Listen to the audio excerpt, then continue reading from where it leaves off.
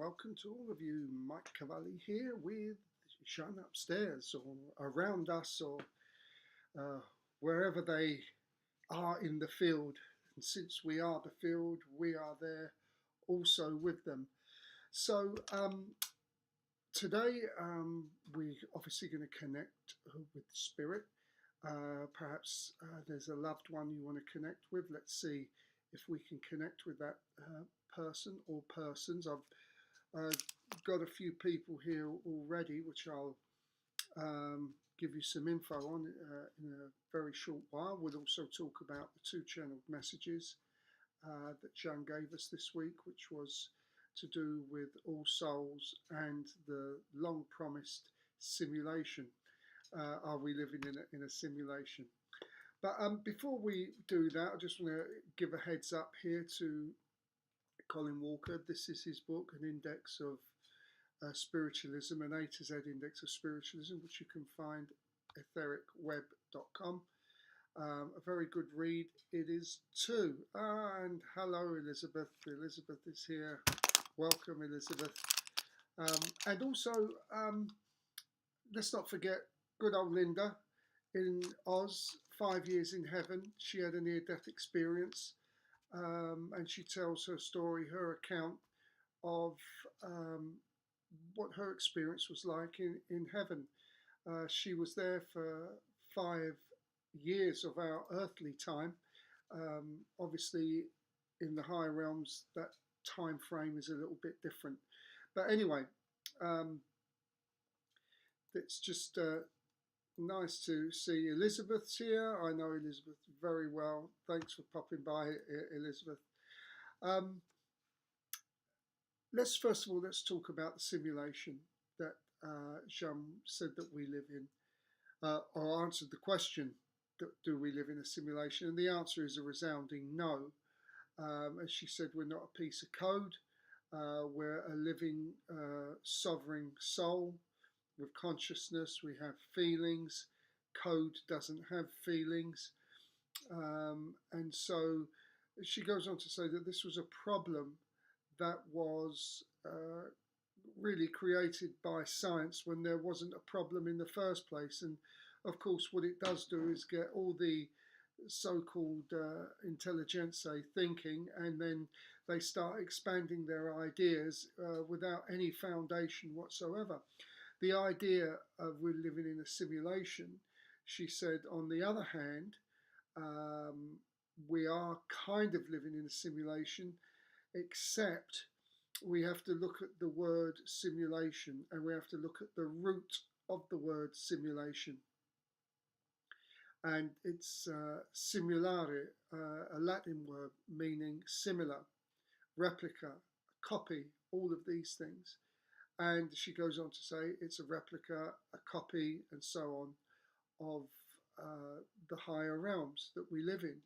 And this is because of the inversion, pure and simple. If we didn't have the inversion, then there wouldn't be this question of the simulation coming up.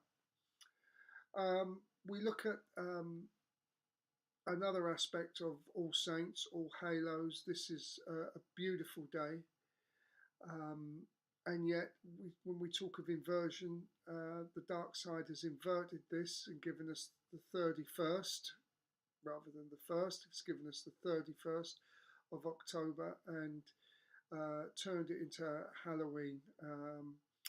A day in which, for the life of me, I don't know why parents allow their children to get dressed up in the most ghoulish way.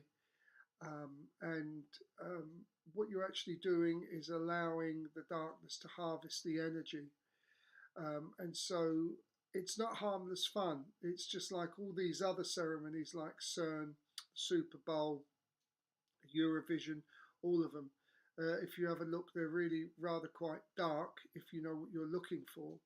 And really the best thing to do is not to be involved in it at all. You know, Jeanne talks about you can observe but not absorb. But if you do start doing trick-or-treating and all of this, I'd say malarkey, then you're not observing, you're absorbing. But the good news is you can easily shake off that kind of vibration. You can shake off that energy by doing just some good in the world. But the thing is, we need to, in my opinion, stop this madness of inverting something beautiful as All Souls and turning it into something ghastly. You know, even to the point of having young kids dressed up as witches. The witch has been inverted into, you know, the typical witch we envisage is the one from the Wizard of Oz. But witches are actually very wise women. That's the originality of the word, wise woman. And so, but they've turned it into this horror type of character. And yeah, so we got this to deal with. So we say hi, Tanita. Thank you for popping by. So what we should be doing really is celebrating the 1st of November. And having families get together, depending where you live, barbecues or getting all together around the fire, kids laughing and joking and playing and having fun, rather than this ghoulish thing that people have put up with. But thank God that's all over with for now, and we can all get on to the next one. Which is, I'm not sure, I guess it's Christmas. They've tried to invert that, but the power of the love for Christmas is too strong, so they haven't been successful with that. Even though we know Christ wasn't born around the Christmas period, we know that. But the point is that there's so much love and forgiveness and joy around that period that there's nothing the darkness can do about that. They've tried using words like Saint Nicholas, Satan's claws, and all of these words that they try and manipulate with. But it is such a powerful day that I think that's a dead loss for them. So let's have a look here. A message from my dad, Vinish, or boyfriend Ricardo, in spirit, please. Yes, certainly. So if I can get that down. I'm not sure. Let me... okay, yeah. Let me just see who I want to run through the people who I've got here first. And I'm pretty sure none of these are to do with you, Tanita, but I want to get these out because I've had somebody here with the letter J who was here while I was meditating, and I think it sounds like the name Jason. So just whoever's around here, hang on to these names. I've also got a boy in the spirit world who's about 8, 9 or 10 years of age, and he's got short blonde hair which is pushed forward, and he's playing the recorder. He steps up. I know he's going to be for somebody who pops in a little later. There's a young man here who appears passed in a car crash, a car accident, because it looks like he's dancing, but when I looked at it closer, it looks like he got out of control, and he very swiftly made it over to the other side. I also got the name Bernard, and when that name came in, I was shown a Saint Bernard dog. That could be symbolic as well, but nonetheless, we'll sort this all out as we go along. So let's have a look now, Tanita, see if we got somebody here for you. Naturally, we will have somebody here for you. So the first person who I've got here is making me struggle very much with breath, and as you can see already, my voice is beginning to change a little bit as this person really struggled to breathe, and my stomach is bloating out. So I'm not sure if your father had a big tummy or there was a lot of bloating there, but my stomach is beginning to bloat, and I feel in my throat that I want to be not sick, but I feel very queasy is the word. Let's see what else we got there. You put a comment there. Okay. Ah, your dad. Okay. So I've got this queasiness, and it makes me uncomfortable. I'm not sure, but I think he, in the end, had to drink protein juices, and I do feel he had trouble keeping food down towards the end. Um, I don't see. He shows me himself not as an elderly man, I've got to say, and I'm getting the age of around about 45 to 50. Uh, who's that now? That says, or could be me. It could be you at the moment. Could very well be you at the moment. Or it could be that your father's linking in with you also. Um, so yeah, I don't think the man he's showing me himself looks, as I say, quite young. So I don't think he lived to a very old age. If he did, he had a very young complexion. I, also, when he spoke, he used his hands a lot when he spoke, and my voice now is beginning to quieten, which indicates to me that he was somebody who spoke quietly. It says here, oops, I have to put you up. So dad was 59, boyfriend was 46. Oh, they might be coming in together. Okay, I'll just stick with your father. Okay, so the breathing is laboured. I don't know if you can understand that the breathing was laboured with your father, and the passing in the end. It how he says to me may have looked dramatic, but it wasn't, because he said I left the body before. What you saw was basically the body without me in it, uh, and he says that with a little bit of humour. So what he's showing me is a situation with a lot of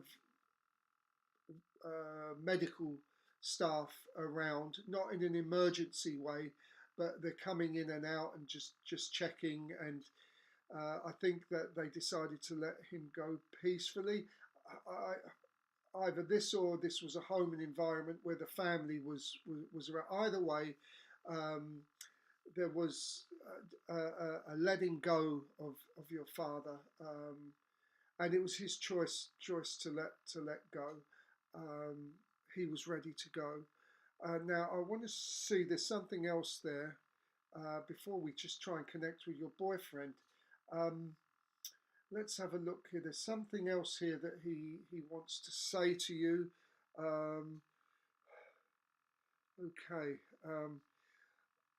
Yeah. Okay. I'll give her that in a second. We often, as mediums, get flowers coming through, and we often get a rose coming through as well. And this is no different. He either gives you a flower, or have you given him a flower? Have you sent some flowers, or visualized flowers where he's been laid to rest? Because there's something about flowers with you and him, and he sort of kisses a rose and gives it to you. So this is symbolic of love. I don't think he would have done this on the earth plane, mind you, but there you are. He's doing that now for you. I'll come back to him, but I want to give you a message for him, a message from him, and this is the message is, first of all, to look after yourself above all else, because I feel that you've perhaps been not looking after yourself so good, not so much with diet, but emotionally. But that's okay, because he wants you to know that there's a lot of changes going on in the moment, and you are experiencing a lot of those changes. Because, thank you. Would you understand that you are a lot in a long line of either healers or mediums or psychic yourself? Because this is what they're showing me. Let me just have a look here. There's some more messages come through. Yes, Dad was a very funny man. Yes, he did at home the paramedics. Okay. All right, so we got that quite right. Um, so would you also understand this movement with his hands, because this isn't my movement, and I'm doing this. So I think this might have been something for him. Uh, let's put this up here so I can see that. I've been told, but never tapped into it.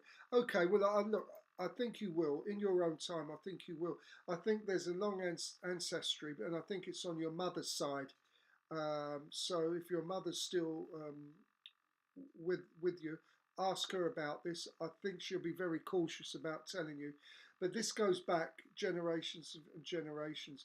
I do want to tell you that there is an elderly man here who's just stepped in, and he walks with a stick, and it's not a hook, it's a straight stick, and he just steps in and he looks. He doesn't say too much. He, I think, got up into the early 80s when he was alive.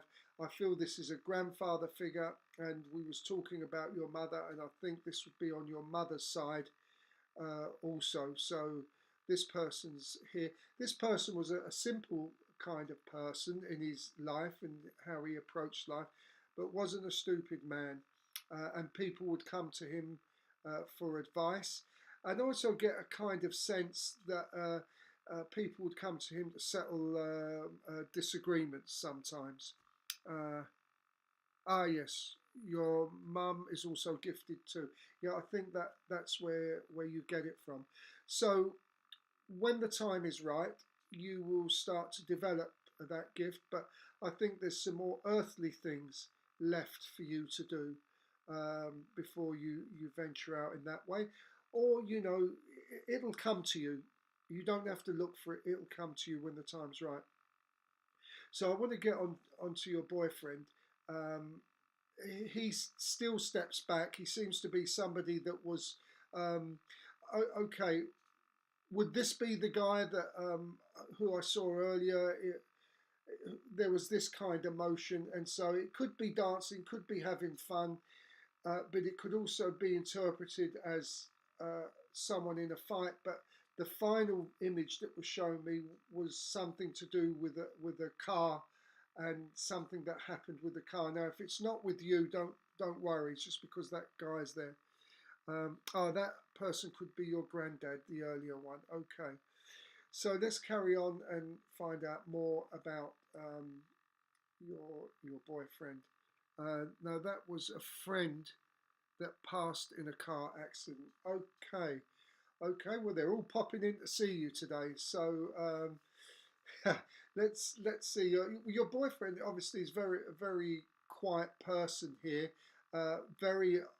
Very much observing what's going on here. I'm not sure if he's come through before with anyone. This might be his first time, but um, he's very cautious. So I don't know if this was his personality on the earth plane, but he is definitely very cautious with me, and he's working me out, figuring me out, and he's deciding how much information he wants to give me.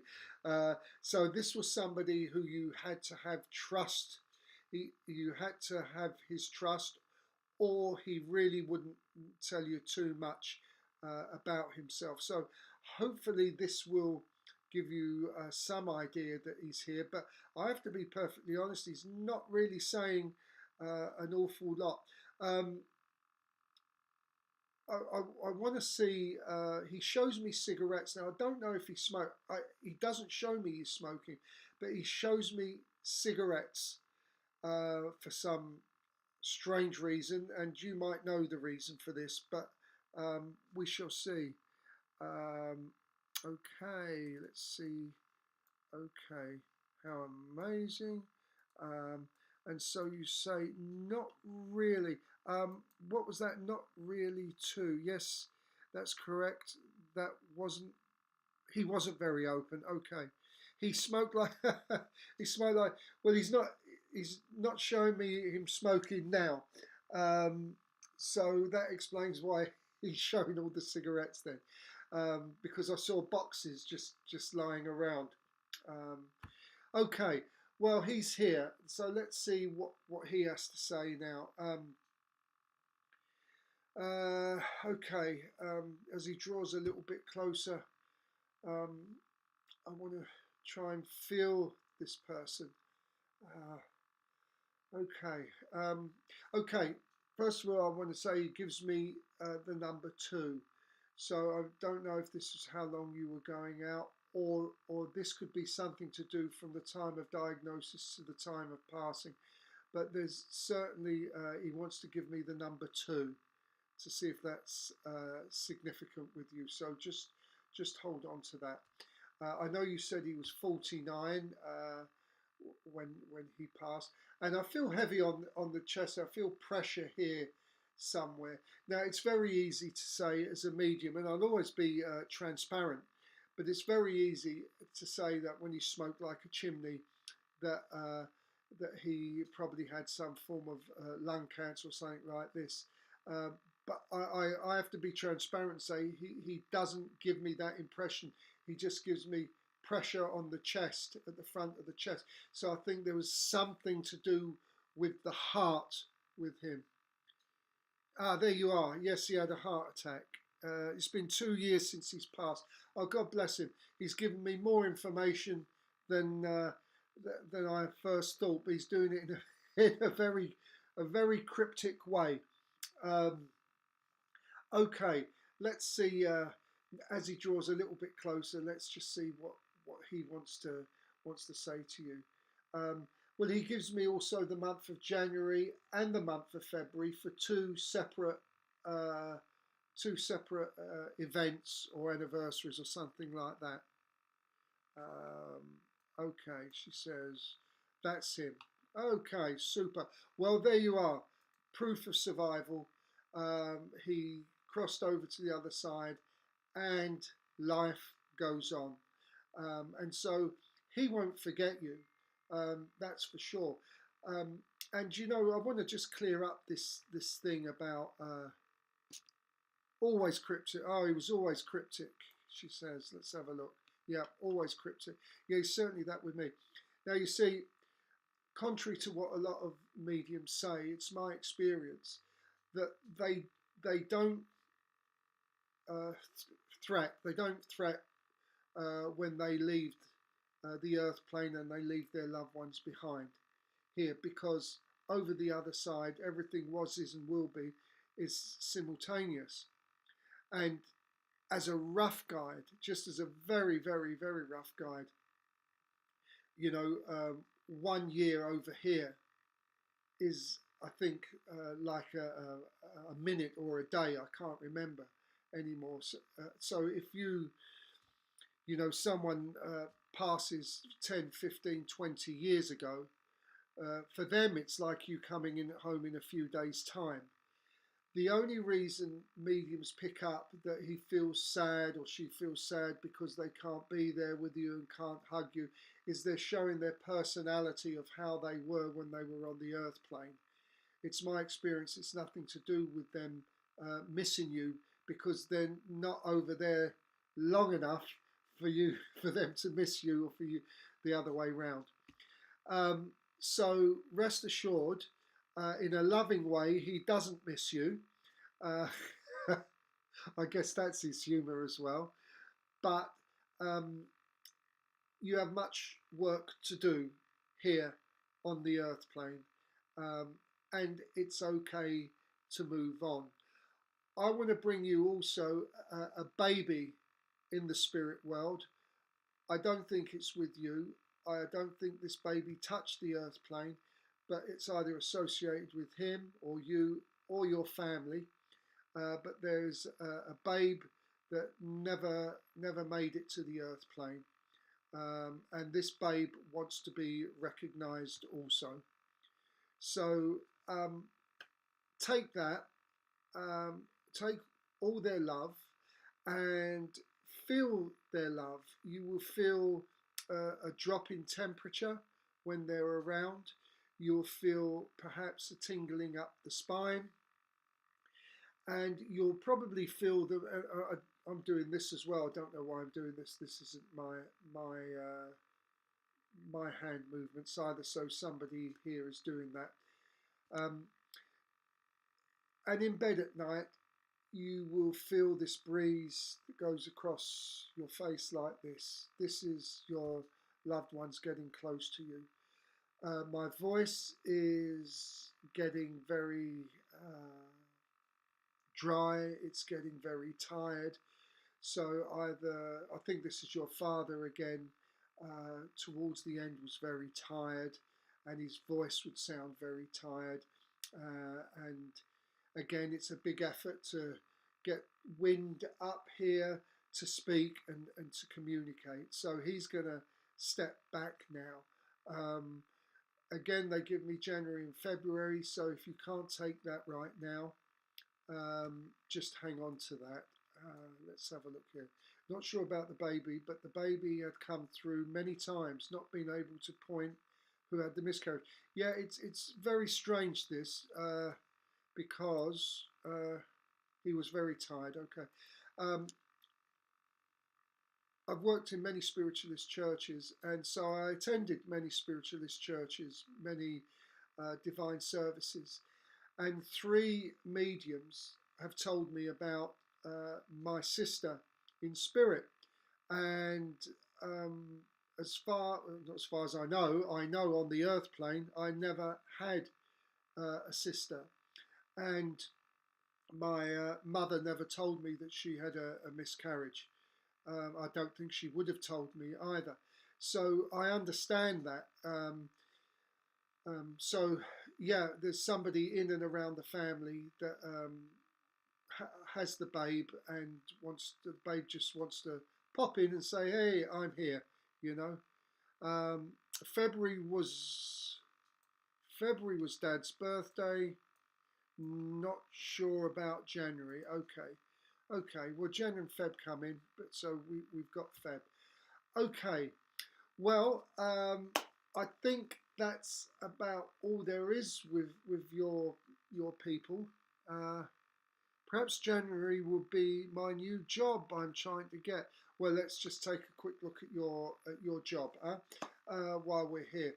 So, first of all, what I'm shown with you is that you are quite an enthusiastic but quiet worker. You get things done. You're quite diligent. You can work alone, is what I'm told. You don't need management at all. Once you're told something, you grasp it very quick. Now, because of this and because of the new energy, this new faster vibration that the planet is going at, you're going to benefit from this. It is more than likely that something will come in January rather than this end of the year. Psychic readings and spiritual readings aside, businesses tend to close down on that sort of stuff this time of the year. Thanks so much, Mike. Appreciate it. And then she says, spot on. Okay, so you'll get your new job. See it already with you. That's the key. See it, feel it, believe it. The law of attraction. I've heard so much about the law of attraction. The law of attraction is a simple process. You have to see yourself already having this job. So if it's an office job you have to, in your mind, see the office, smell the leather chair, smell the coffee in the cafeteria. What does your desk look like? What does the building look like? See it all, as much detail as you possibly can. And you will surely get the thing you're looking for. I'd like to give a little talk on this because when I had a car, I don't have a car now, but I could park absolutely anywhere. I could go into the busiest part of town, and parking within a stone's throw of where I need to be would never be a problem. One of the reasons is because I just knew and believed without any doubt that there would be a parking space for me. And that's a good way to start with the parking angels. Get them on your side and everything else will fall into place. So, okay. Thank you, Tanita, for coming in. I wish you all the very best. Please do pop back and let me know how you get on with your job, because new things are happening in the new year. New energies are coming in. The new year is a great way for closing chapters on things and bringing in the new. And if you go with this new energy, which I know you will because you're of that character that we spoke about, um, then you're gonna benefit from it. The trick is to uh, not worry if it's not coming in the timeline that you want, but it will be coming. And one of the reasons this technique of seeing it and feeling it and smelling it and tasting it and speaking with the other people, one of the reasons it works is because the mind knows no different from the real thing or something that's in your mind. I give the example often of if you're sitting at home alone, 1 o'clock in the morning watching a horror movie, you won't feel like you're home alone for very long because the mind doesn't understand that this is a TV program or a movie. It actually thinks it's happening to you, that you're actually there and that you're at risk. Um, so we can use that for something positive, something creative, and to get something that we want out of it all. So there we are. That's the manifestation process. So I see we've got a couple of people here still. If anyone would like me to connect with Spirit, let me just go through here and tell you who I've got here. Because I want to come back to this boy who's about 9 or 10 years of age, and he's got blonde hair, and it's pushed forward, and it's quite thick, and it's sort of by his ears, and he's playing the recorder, and he's showing me very clearly he's wearing a t-shirt that's got blue and white stripes. He's being very clear about this, and I just wonder if this is for anybody that's going to pop in. Maybe after you can text me, and when I look at all the texts, probably tomorrow, then I'll answer you. I'll always answer you, maybe not straight away, but I will get to you. So let me give you something about this boy here. His passing was a blood condition. Um, One of the great things about working with young spirit is that more often than not they're extremely open, and they don't complicate things. So he's telling me very clearly about all of this. Um, he liked to play the recorder. He had leukemia, I think, certainly a blood condition, and he was very philosophical. He kind of knew it was his time, and he really wasn't in a panic about any of this. Um, so I feel this soul that entered into this young boy or created this young boy knew uh, exactly what the timeline was for this kid. And I think this young boy also has experienced many incarnations, and so for that reason we would call this person, although it's incorrect, it's an incorrect term, we'd call this young boy an old soul, because as Jeanne has been telling me, there are no old souls.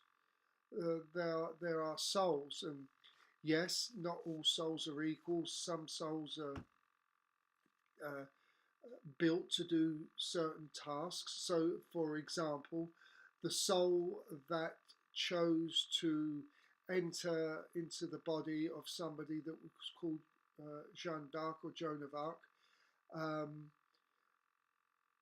was absolutely compatible for that, but the soul that entered into this body that calls Mike would not be compatible. It doesn't mean one is any better or less. They're just different energies. And so, excuse me, someone's stepping forward now again. But the different energies, and so different souls or fragments of souls start to perform different tasks. So yeah, so this soul knew, came to the earth plane for this specific reason to this boy could experience a short lifespan for whatever reason. When we talk about the soul, I think I'll have to do a show on the soul because it gets quite complex and we just can't throw it around, you know, if a minute here, a minute there, 2 minutes here. It's really quite complex. I don't think I better say any more about it, otherwise it will get incredibly confusing. But I think I will do a special about the soul, how the soul exists and its role when it enters a body, and is the body the soul, and is the soul the body, and so on and so forth. So that's something to look forward to.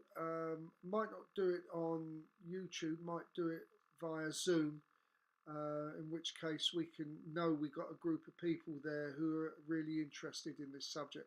Now I've just got to take a little glug of water because whoever's here is making me very dry.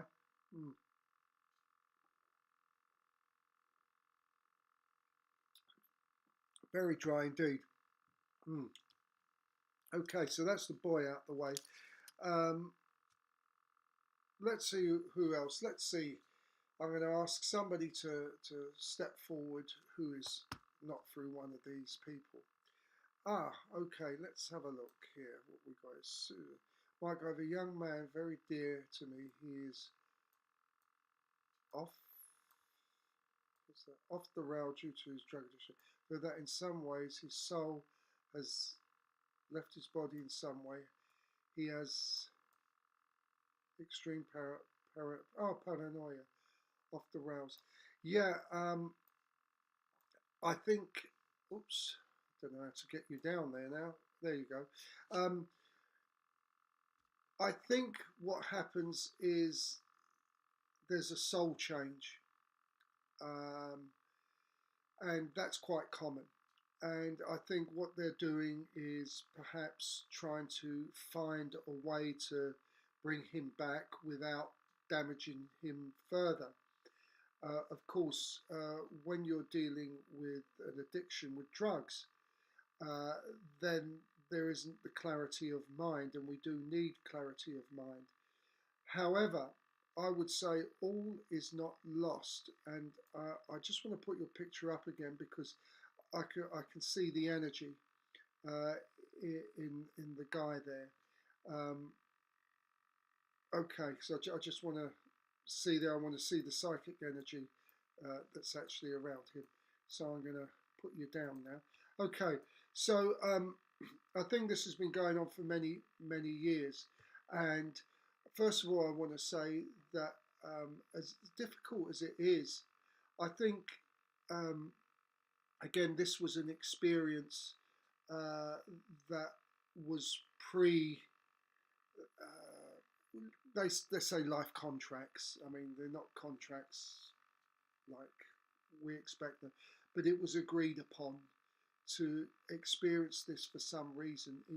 And I know we can say, well, blimey, you know, why would anyone want to have that experience? Well, why would anyone want to have that experience of being Jeanne d'Arc and burned at the stake? Yeah, these are all very, very deep questions. But what I see with that person, and I don't say this to comfort you, I say this because this is what I see, and I see that there is hope. It's a long, long road, and I feel that this person at some point will make the right decision, and it will get a little bit harder because if he continues on the path he is, and the way the vibration of the planet is speeding up, there becomes a bigger divide. But let me tell you, nobody is forsaken by the divine. Absolutely nobody is forsaken at all. And I think there's opportunity with this young man to to get it together. How does it happen? Support, and that's it.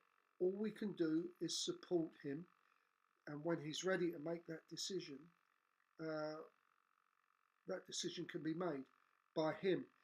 I would suggest, um, whether he wishes or agrees to it or not, you should start one of Lynn McTaggart's Power of Eight meditations and focusing on change. Now, if you tell him you're going to do this and he's willing to say, yeah, fine, that's great, he'll get much, much more benefit from this than if you didn't tell him, or if he said no. If he said no, then I don't think you should do it. But the Lynn McTaggart Power of Eight is something very, very powerful. It's a powerful manifestation. It's a powerful healing also. And it only takes 10-15 minutes, and you just get a group of people and you fire out this mantra for 10 or 15 minutes in your own mind. And I won't go into it a lot anymore, because I think just type in Lynn McTaggart Power of Eight and see. It will be really, really worth it for you to do this. That's not the guy in the picture, it's my husband. Yeah, to be honest, he didn't look like somebody that was doing stuff there. But I would say with the guy, he's got. I can feel still love in that person. I can see the struggle, but I can feel the love. I don't know if that makes sense. So this love pops out occasionally, but then he goes back into his little world where I guess it's his comfort zone now. It's the place that he goes to that he knows. And this is really the monkey mind that's been so super active now, that's taking over. We need to get him to think from the heart. That's the problem. He's not thinking from the heart. And of course, that's because of the lifestyle choices that he's making. But try the Lynn McTaggart. What's this other he does? He is a sensitive soul. Yeah, it feels that way. Sensitive soul. So, of course, if you're sensitive, then you're going to be open to change. I know many people around him, because many years ago I used to help out with drug addicts, and most of the time, I'll be honest, it was a thankless task because they wanted to continue that path and try and extract as much money and energy off of you as they could, and they're very convincing about what they want the money for. But here with this guy, this energy that I'm tuning into, there's still love there, and where there's love, there is hope. Now, yeah, I don't see anything.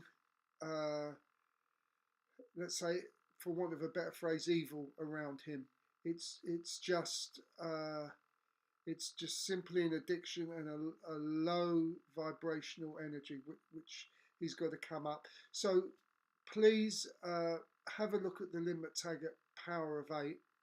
I know this will do him a power of good, and you can use this for whatever manifestation you would like in your life also.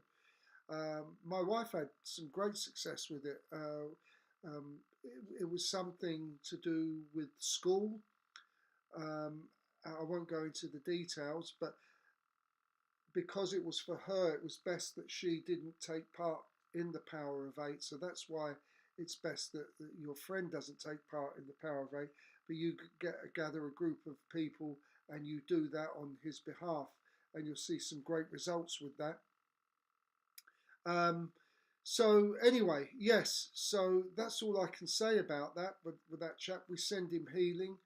We can always send him healing, and he will receive what he's allowed to receive without permission. Of course, there are two aspects to this: the higher self, which is absolutely perfect. Some people say the higher self is the soul, and the soul is the higher self. Doesn't matter, in my opinion. The higher self is perfect in every way, will be the guide of how much he can receive. Let's have a look. Thank you so much. You're a blessing. It's my nephew, and we'll try to contact him. Yeah, please do. I always say, never give up. The problem is we want to do things in our own timeline, and it doesn't always work in our timeline. And so our job is, thank you. So this is my, Jeanne reminded me, our job is to create the opportunity for that possibility to happen. So that's what we have to do. So we mustn't give up. We must keep creating opportunities. And it doesn't always need his permission and his say-so. We can do it through love, without judgment, and we can do, as I say, the meditation. We can do all these things that will help open a door of opportunity, change the energy that's around him. And of course, he would need to change the company that he keeps. So one of the things you could do is have a meditation for seeing him around, good people, loving people, caring people, and so on and so forth. That would be a decision that you'd need to make. And so you will start to see change it. And I also advise to journal the small changes, because once you journal it, you'll see changes that you wouldn't ordinarily see if you don't journal. As many of you might know, I've got a sick cat with arthritis, and since 2023, I kept a journal of every morning on how she's doing. Do we need to take her to the vet, so on and so forth. And you start to see patterns, and then once you see those patterns, you can adjust what you need to do in order to prevent her getting the inflammation which gives her the arthritis. You can start to adjust it. And so a journal is very valuable thing to have. So sending love and light and healing his way. Bless you. Yeah. Okay. Thank you, Tanita, as well. Blessings, love and light. Yeah, this is beautiful. I just got a little shiver all the way down my spine. This is the power of love. I must tell you this quick story before we go, because it's beautiful. So obviously you'll hear people who know that Jeanne d'Arc is my gatekeeper. I've been with her for a long time. For some reason, I've been a naughty boy and I've been sent back to the earth plane. But that's another story. I asked her once, what more can I do to help people? And she said, love. And I asked her, well, what else can I do? And she said, what else is there? And that stuck with me for a long time. And so if you love unconditionally, without judgment, and I have to say, if we all had the love of a dog, which is unconditional love, the world would be such a much more beautiful place than it is already. So yes, love, unconditional love, and that's how we start to see the changes. So thank you everyone for popping in this evening. I'm so happy I connected with both you, Susan and Tanita.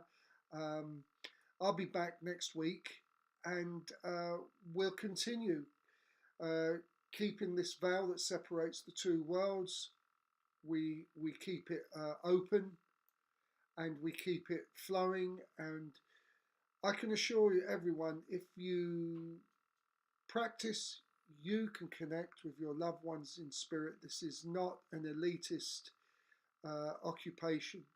Everyone is born equal. Everyone can do this, and it's really, really satisfying occupation to know that you're helping people show that they do survive the earthly body. So anyway, having said all that, this is Mike and Jeanne signing off. And before I'll come back because there's one more message. You're absolutely right. My dog lived 18. Yeah. They're so gorgeous dogs. They just love absolutely unconditionally. So yeah, we'll see you all next week, everyone. Bye bye for now.